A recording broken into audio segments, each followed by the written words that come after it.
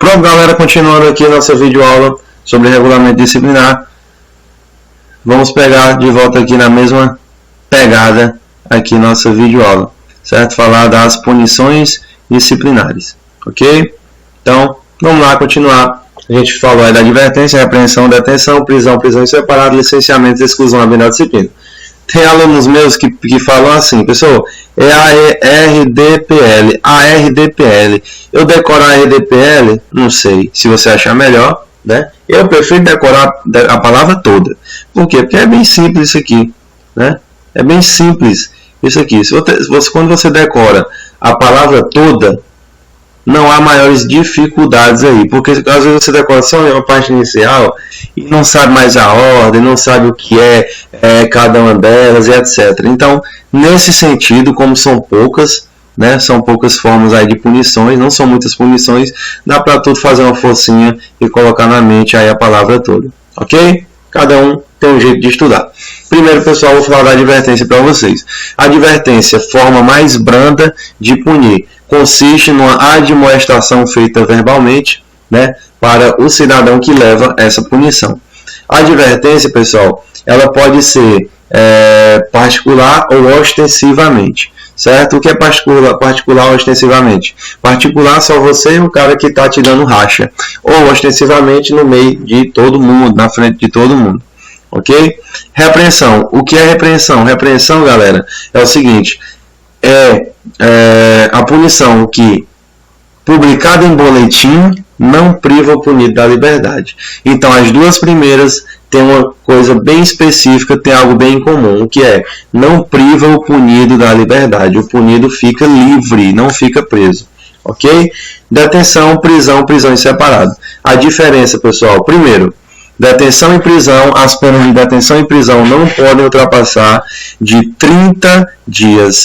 E a pena de prisão em separado não pode ultrapassar de 15 dias. E, pessoal, a pena de prisão em separado, além disso, tem outro critério.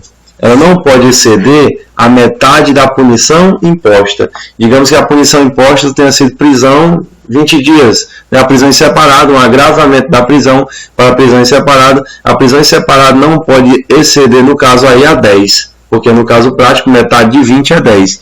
Sendo que se vier de forma seca, como foi cobrado na prova passada, prisão em separado não pode exceder, regra geral, né, 15 dias, certo? Então, temos aí essas definições legais. Diferença é a seguinte, pessoal. Detenção, você fica privado da liberdade, mas não fica confinado. Exemplo, você vai do quartel todinho. Você vai no estacionamento, você vai no banheiro, você vai na garagem, você vai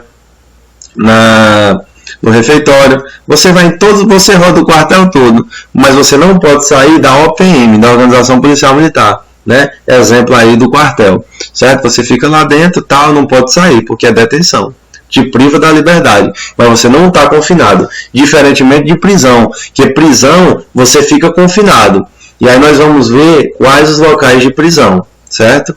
Oficial tem um local de prisão, subtenente sargento tem outro local de prisão e os demais praças têm outro local de prisão, ok? Qual é a diferença de prisão para detenção? Detenção não fica confinado, prisão fica confinado. Confinado aonde, professor? Na cela. No caso de cabo e soldado é no xadrez, ok? Professor, e prisão em separado, como funciona? Prisão em separado, pessoal, o cara, além de ficar confinado, ele fica isolado. Então lembra isso, leva isso para a tua prova. Isso é a prisão em separado. E aí temos licenciamento e exclusão abertura da disciplina, que é algo bem mais grave, claro, né? Bem mais grave. Porque aqui, meu filho, tu já vai ao que ser excluído. Ok? Vamos lá. Eu falei para vocês o lugar de prisão, caiu na prova passada. É dar um enfoque nessas partes próximas do que caiu, o que caiu mais e o que eu acho que pode ser cobrado no CEP. Lembrando que prazo é altamente decorativo, certo? Altamente decorativo. Pega todos os prazos aí, faz uma tabela, faz um esquema e estuda aí esse esquema, certinho? Pessoal, são lugares de prisão. Temos 3 lugares de prisão. Primeiro, lugar de prisão para oficial, determinado pelo comandante no aquartelamento. Certo? Não é comandante geral, não é comandante da capital, não é comandante do interior, pode até ser um desses, mas a definição legal não é essa. Porque esse comandante que ele está falando aqui pode ser o comandante de qualquer organização policial militar. Olha, questão que o cara podia até se confundir na prova passada. Ele fala assim: local de cumprimento de prisão para oficial. Daí tem determinado pelo comandante no aquartelamento, determinado pelo comandante-geral da PMPI no aquartelamento, determinado pelo comandante-geral e chefe do Estado-Maior no aquartelamento. Não, determinado pelo comandante no aquartelamento. Só comandante. Acabou. Só essa palavra comandante, certo? Então, qual é o nome da prisão para subtenente sargento? Olha que difícil, cara, que difícil, né? O nome da prisão de subtenente sargento. Prisão de subtenentes e sargentos, entendeu? Então, não tem nenhuma dificuldade. Local, lugar de prisão para as demais praças. Quais são os lugares de prisão para as demais praças, pessoal? Um compartimento fechado, denominado xadrez. Veja que aqui o cara tirou foi onda. O cara tirou onda aqui, certo? Denominado xadrez. Tranquilo? Então, vamos aqui continuar. Vamos aqui, pessoal. Modificação de punição. O que é, pessoal, a modificação de punição? É o cara que ele vai, o próprio nome já diz, vai modificar a punição que você já está pagando, você já está sofrendo ela, entendeu?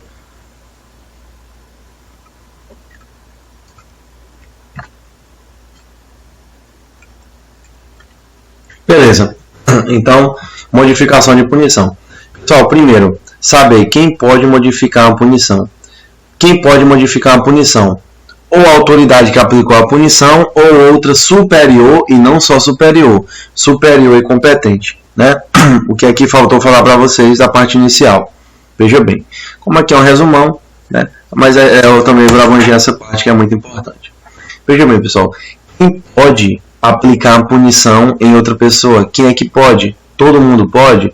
Quer dizer que um coronel da polícia pode aplicar uma punição em todos os soldados? Em regra, não. Em regra, pessoal, a competência para aplicar a punição está voltada para o cargo e não para o grau hierárquico. Para o cargo e não para o grau hierárquico. Então imagine, se o cara é coronel, né, e tem um soldado, mas esse coronel ele comanda o 5º Batalhão em Teresina. Exemplo, não estou falando de ninguém. Exemplo, né? E esse soldado seja do 4º Batalhão de Picos.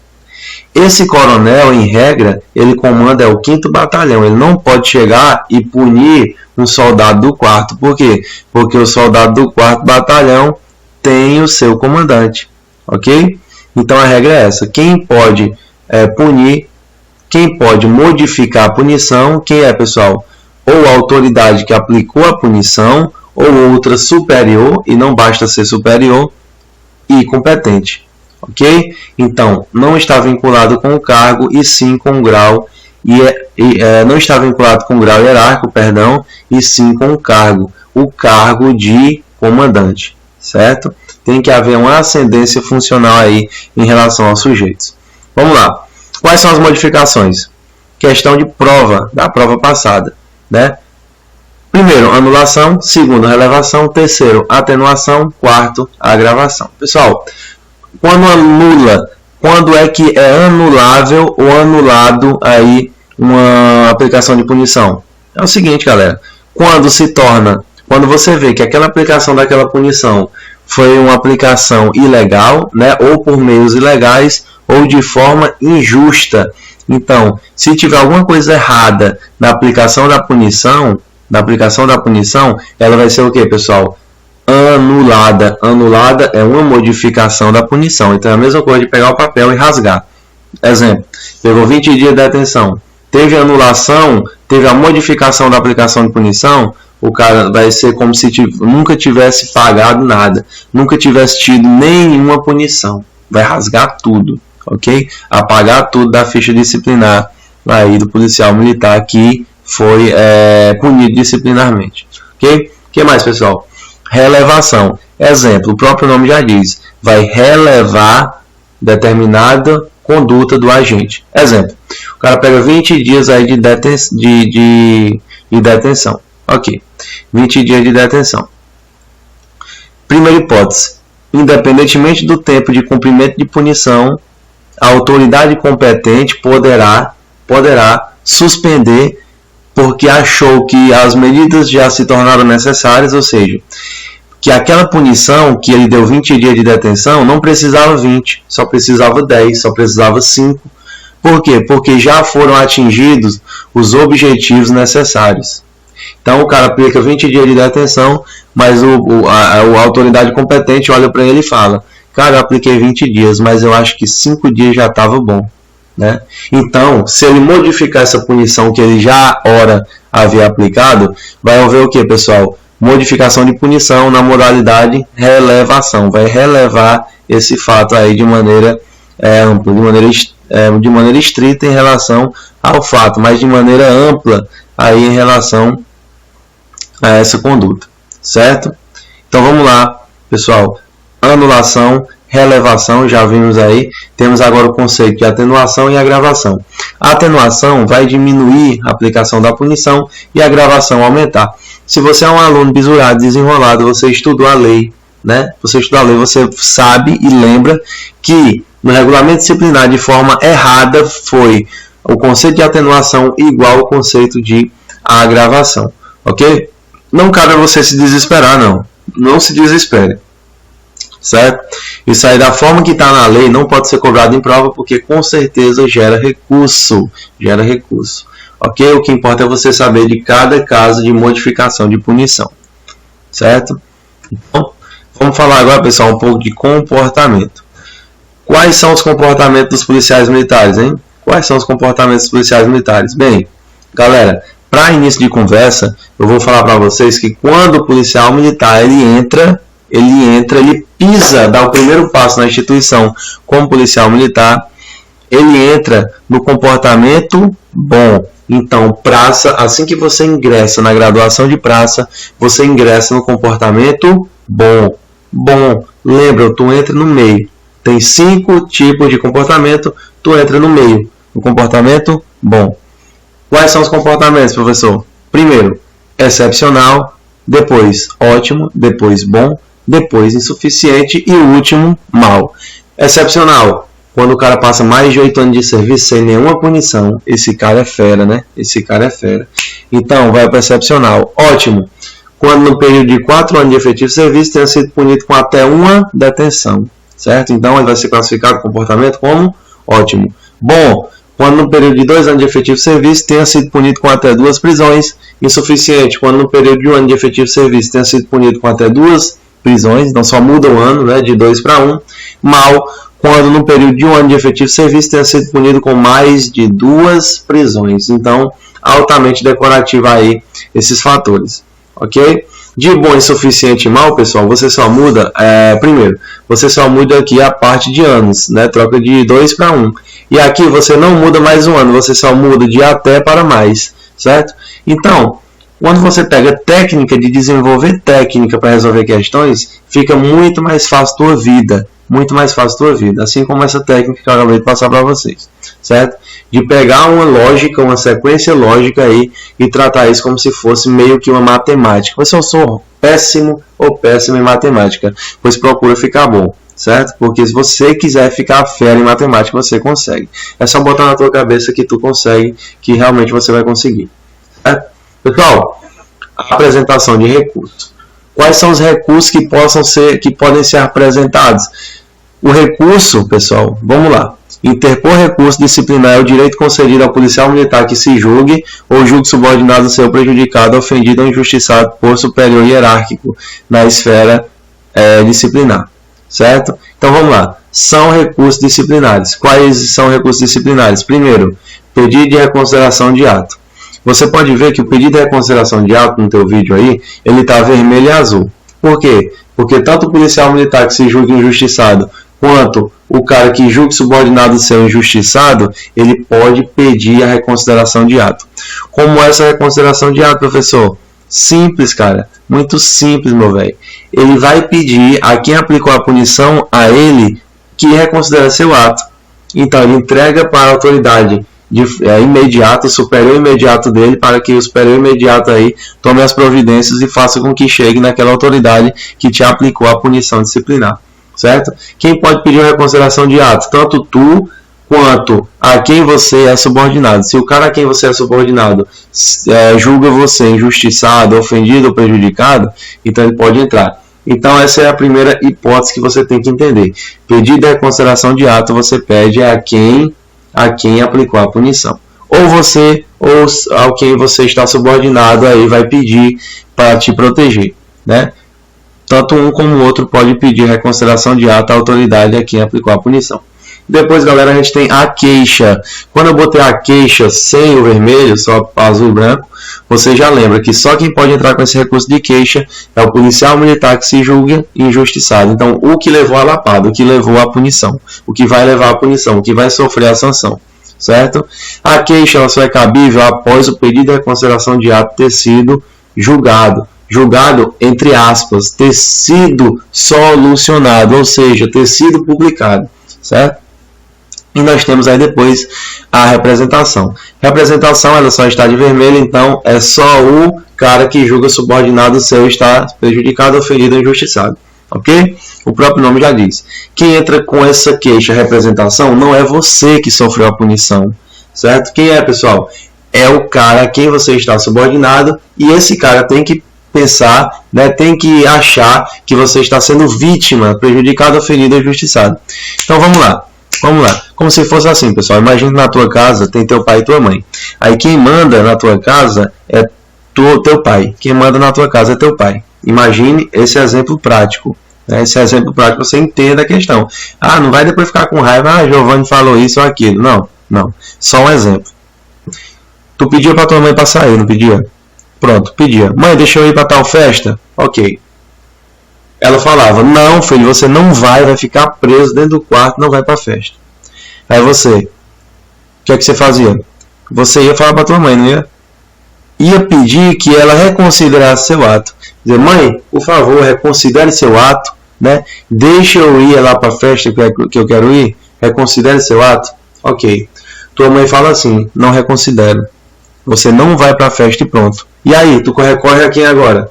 Aí, pessoal, saiu de reconsideração de ato, né? É um exemplo bruto para você entender. E agora foi para a queixa, né? Então, a queixa, veja que a queixa você pede para quem? A queixa, pessoal, você não pede mais para tua mãe, porque tua mãe não vai mais deixar. Você já pediu para ela, ela não deixou. Então, não é cabível que a queixa seja um recurso direcionado para aquele cara que aplicou a punição, certo? Então, se não der certo o pedido de reconsideração de ato, entra com queixa. A queixa, galera, você pede para a autoridade superior imediata, aquela contra quem é apresentada a queixa. Ou seja, no caso aí prático, eu peço agora a meu pai, porque meu pai é quem manda na casa. Exemplo aí para vocês. Exemplo aí, meu pai é quem manda na casa. Então, vou mandar a queixa para meu pai, né, me queixando da minha mãe porque não deixou ir para a festa. É a mesma coisa aqui do regulamento disciplinar. Ele vai mandar uma queixa para quem está superior àquele cara que aplicou a punição nele, certo? Para que ele reexamine aí, para que ele possa apreciar aí a situação, tá certo? A representação ocorre da mesma forma da queixa. A única mudança que existe é porque a representação é o cara a quem você está subordinado que vai entrar, certo? Ok? Então são esses três aí as apresentações de recurso. São esses três os recursos disciplinares. Ok? Então não tem maiores dificuldades aí, muito simples, muito fácil. Beleza? Muito rápido. Ah, professor, e os prazos? Vocês vão ver que pedido de reconsideração, 8 horas úteis, 4 dias para dar despacho, etc. Pessoal, mas isso é altamente decorativo. Não é explicativo. Então tu pega esses prazos, faz uma leitura rápida aí e massifica. Bota na tua cabeça aí essa leitura aí que vai dar certo. Tá bom? Então, galera, pra gente encerrar aqui, né, nosso resumão. Eu vou vir depois com uma parte de videoaulas, mas nosso resumão de RDPM nós temos falando de recompensas. Pessoal, recompensas constituem reconhecimento de bons serviços prestados por policiais militares. Tem o elogio, certo? O elogio pode ser individual ou coletivo. O elogio sempre ressalta as qualidades morais da pessoa, ou no caso coletivo aí, da tropa ou fração de tropa, em desempenho de função ou qualquer atividade policial militar que seja louvável, aí você tem um elogio. Temos também as dispensas de serviço. O que é dispensa de serviço? O próprio nome já diz, vai ser dispensado do serviço. né, em decorrência de várias coisas, prescrição médica, etc. Mas importante é saber que dispensa de serviço tem a modalidade total e tem a modalidade parcial. Você pode ter uma dispensa de serviço total e uma dispensa de serviço parcial, ok? E a terceira hipótese, a dispensa da revista do recolher e do pernoite no centro de formação, para alunos do curso de formação. Então, qual é a regra? Que você durma lá no seu curso de formação. Você durma lá, que você seja em regime de internato. A regra é essa, certo? Exceção é essa recompensa. Então, quando ele te der essa recompensa, é a mesma coisa que ele está falando assim, ó, tu não precisa dormir aqui, vai dormir na tua casa, tu volta de manhã aí para estudar, certo? Nos cursos no centro de formação. Então, nos cursos de formação que você estiver passando. É uma dúvida muito comum dos candidatos saber, né, se o cara dorme lá, se o cara passa o dia todo lá estudando, se o cara, como é que acontece. Veja bem, no meu curso de formação, né, que é um curso de formação aí, é a primeira turma do concurso 2013, certo? A primeira turma do concurso 2013, o que aconteceu? A gente pegou de forma bem simples aí, galera. A gente estudava, né, até 6 horas aí da tarde, certo? De 7 horas começava a aula e até 6 horas da tarde, e aí era liberado para casa. Essa era a regra. Mas tinha vários dias que você tinha que ir também de noite, de madrugada, entendeu? Então depende muito da rotatividade do serviço, o que vai acontecendo de acordo com o tempo. Tá ok? Mas é muito legal, muito tranquilo. Você que estuda, que gosta de estudar, vai se dar muito bem. Você que tem disciplina vai se dar melhor ainda. Que a Polícia Militar te ensina, né, te faz crescer em muitos aspectos da tua vida. Pessoal, então esse foi o nosso resumão de regulamento disciplinar. Não deixe de assistir essa videoaula de novo antes da tua prova, né, um dia antes, 2 dias antes. Não deixe de assistir, ou mais vezes ainda, porque é muito importante esse relembramento aqui das situações, ok? Para que não se perca no teu cérebro essa informação. Pessoal, então, bons estudos, continue na luta aí, se inscreve aqui no canal, viu? Se inscreve no canal e conte com a gente aí para postar mais videoaulas para te ajudar. Ok, pessoal? Então, um grande abraço a todos e bons estudos.